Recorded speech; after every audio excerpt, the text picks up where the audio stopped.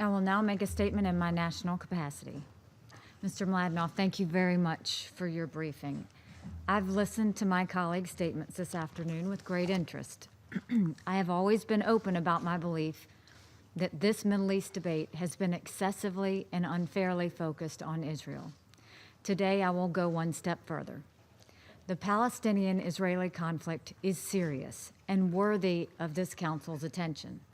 But if there is one country that is the source of conflict and instability in the Middle East, one country that merits a quarterly debate in the Security Council, that country is not Israel, it's Iran. For almost 40 years, the Iranian regime has existed outside the community of law-abiding nations. It is difficult to name a conflict in the Middle East that does not have Iran's fingerprints on it. The Iranian regime has backed dictators who gas their own people. It stokes conflict. It funds foreign fighters and terrorists. It transfers missiles to militants. It acts against the interests and policies of this Security Council time and time again. Across the Middle East, Iran has trampled on the sovereignty of its neighbors in Lebanon, in Syria, in Yemen.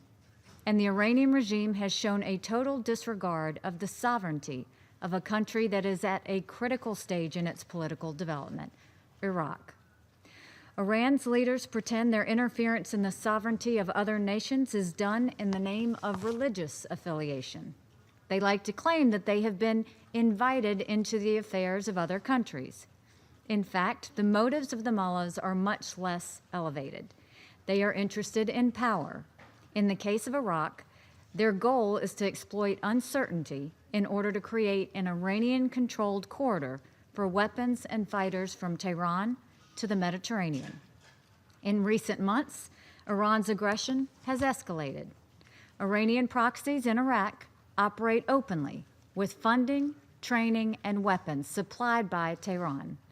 The Iranian regime has reportedly begun over the last few months to transfer ballistic missiles to these proxies in Iraq.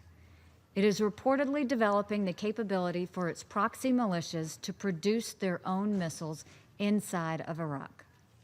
In a blatant violation of Iraqi sovereignty, the Iranian regime recently fired a barrage of missiles from Iran into Iraq.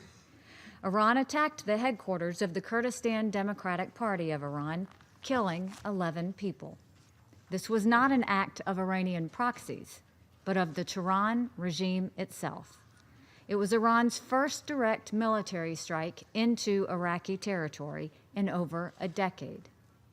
This Iranian interference in the sovereignty of Iraq should be of great interest to the Security Council for many reasons, not least of which is because it occurs in clear defiance of Security Council resolutions. Iranian general and head of the IRGC Quds Force, Soleimani, is leading an effort to influence the composition of a new Iraqi government. I remind my colleagues that Soleimani was banned from traveling outside of Iran by the Security Council in 2007. That ban was reaffirmed in 2015 with the passage of Security Council Resolution 2231. Despite this unambiguous travel ban, Soleimani has practically taken up residence in Iraq since the May elections. This fact was noted by the Secretary General in the most recent 2231 implementation report. And let's be clear what Soleimani is up to in Iraq. He is not there to help create a government in Baghdad that is responsive to the Iraqi people. He is there to build an Iraqi government that is under the control of the Iranian regime. Iran treats Iraq as if it was not an independent nation. Iran sees Iraq as merely a transit point for Iranian weapons and a training ground for Iranian proxies. Iran seeks to keep Iraq economically weak and dependent on its exports, even though Iraq has plenty of its own resources. Why? Because Iran wants to use a weak Iraq to illicitly fund its terrorist activities. There is one more recent Iranian escalation that bears special consequence to Americans.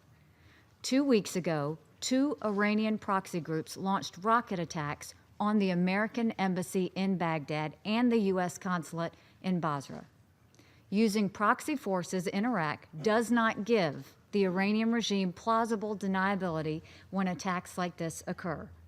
The Trump administration does not and will not buy that. Iran could have stopped its proxies attacks. It chose not to. So the White House responded by putting Tehran firmly on notice.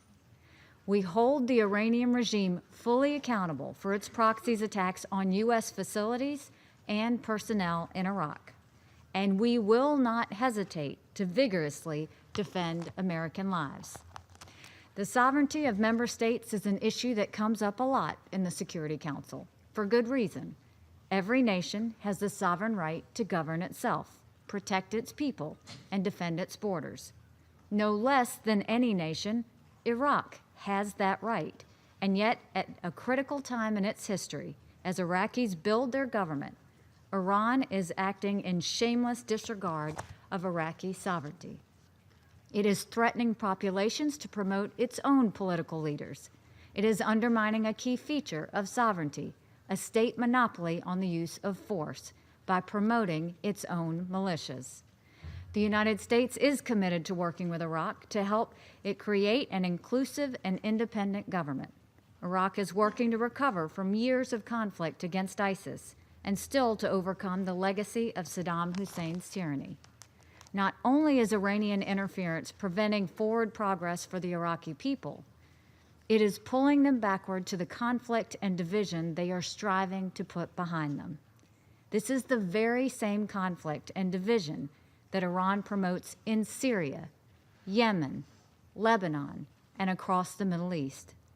All members of the Security Council who respect the principle of national sovereignty should be concerned, and all who respect the right to self-determination for the Iraqi people should come to their defense. Thank you. I now resume my position as President of the Council.